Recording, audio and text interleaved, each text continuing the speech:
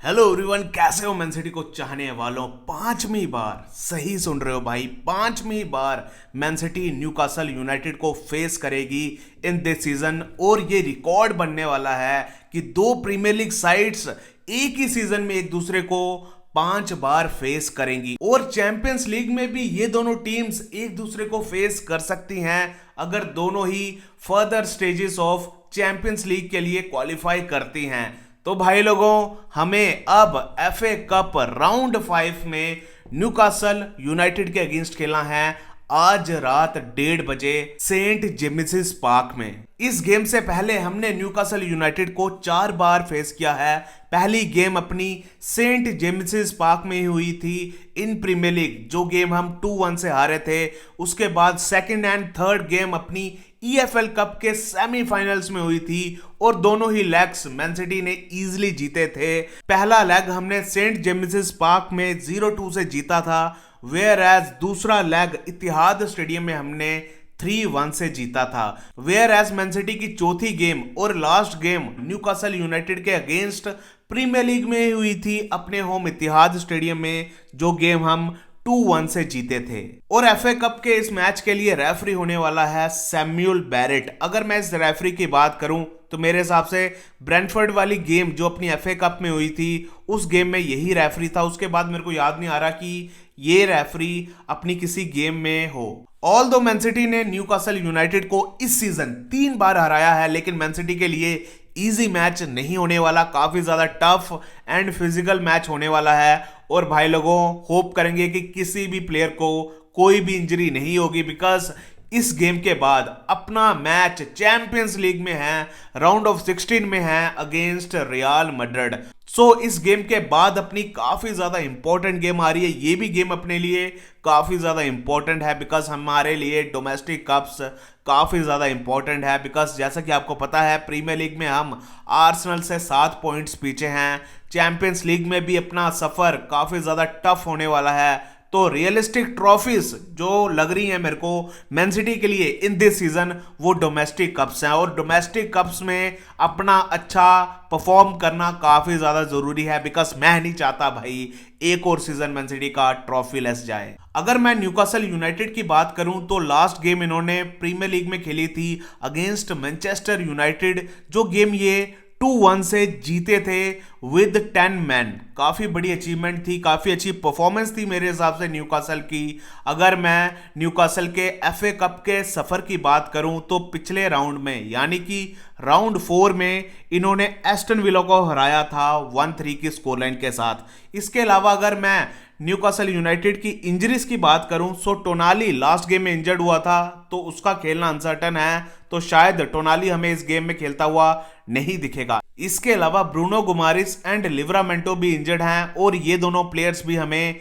इस गेम में खेलते हुए नहीं दिखेंगे। अगर मैं मैन सिटी की बात करूं, मैन सिटी ने भी अपनी लास्ट गेम प्रीमियर लीग में खेली थी अगेंस्ट नॉटिंघम फॉरेस्ट, जिस गेम को हमने ड्रॉ किया था 2-2 की स्कोरलाइन के साथ। अगर मैं एफए कप राउंड 4 की बात करूं तो हमने सेल्फर्ड को 2-0 से हराया था अपने होम इतिहाद स्टेडियम में। ऑल दो मैन सिटी ने अपनी लास्ट गेम फॉरेस्ट के अगेंस्ट ड्रॉ की है, लेकिन भाई लोगों, मैन सिटी की परफॉर्मेंस काफी ज्यादा अच्छी थी और अपना अभी भी अनबीटन रन चालू है। पिछली 10 गेम से मैन सिटी अनबीटन है। पिछली 10 गेम्स में मैन सिटी को 8 विन्स मिली हैं एंड 2 ड्रॉस मिले हैं। तो मैं अभी भी कहूंगा कि मैन सिटी का एक अच्छा रन चल रहा है और मैं होप करूंगा कि ये अच्छा रन कंटिन्यू रहेगा।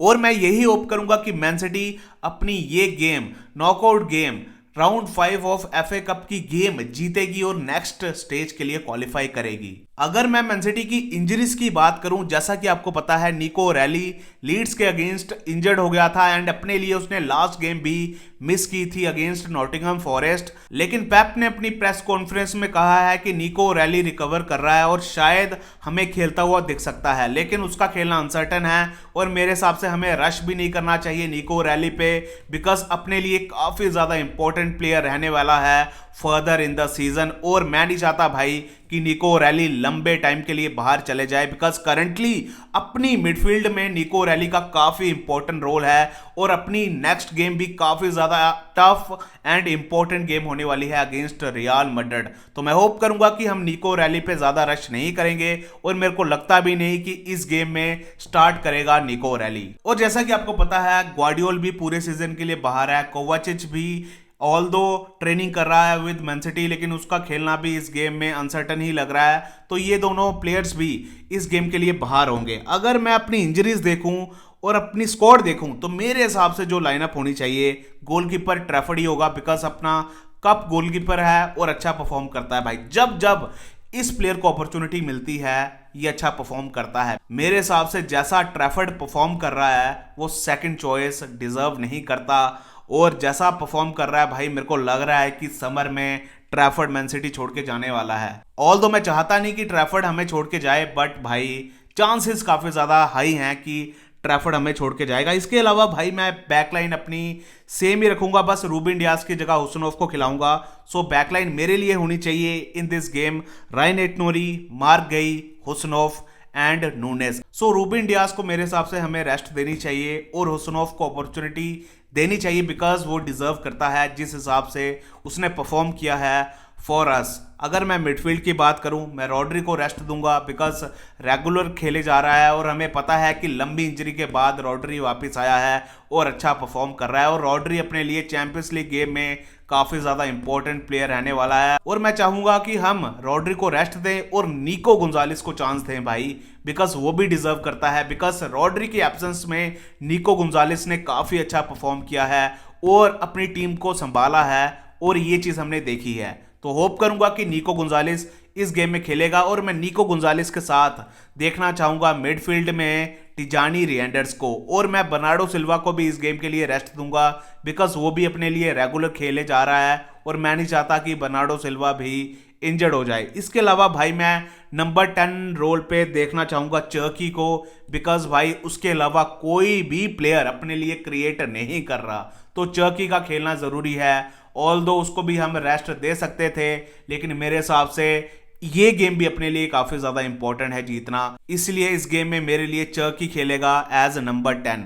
और मैं स्ट्राइकर देखना चाहूंगा उमार मार्मुश को, because Erling Haaland last game में भाई इंजरी के बाद वापस आया था और इतना अच्छा नहीं लगा था, लग रहा था कि उसको रेस्ट चाहिए, लग रहा था कि 100% फिट नहीं है अर्लिंग हालैंड। सो मैं उमार मार्मुश को खिलाऊंगा एज नंबर 9, और लेफ्ट में देखना चाहूंगा डोकू को एंड राइट पे देखना चाहूंगा सेमेन्यो को। और डोकू भी इंजरी के बाद वापस आ रहा है और अभी तक उसने गेम स्टार्ट नहीं की है जब से इंजरी से वापस आया है। सो अगर डोकू 90 मिनट्स खेलने के लिए अभी भी फिट नहीं होगा, सो इन दैट केस मेरे हिसाब से हमें सेवेन्यू को खिलाना चाहिए इन प्लेस ऑफ डोकू। तो अब देखते हैं कि मैन सिटी की लाइनअप क्या होती है, पेप किस किस प्लेयर को अपॉर्चुनिटी देता है इन दिस गेम। आपके हिसाब से किस किस प्लेयर को खिलाना चाहिए, आपके हिसाब से लाइनअप क्या होनी चाहिए, लेट मी नो इन कमेंट्स। अगर मैं प्रेडिक्शन दूं फॉर दिस गेम, मेरे हिसाब से भाई ये गेम भी क्लोज होगी और टफ होने वाली है भाई, बिकॉज न्यूकासल जैसी फिजिकल टीम के अगेंस्ट खेलना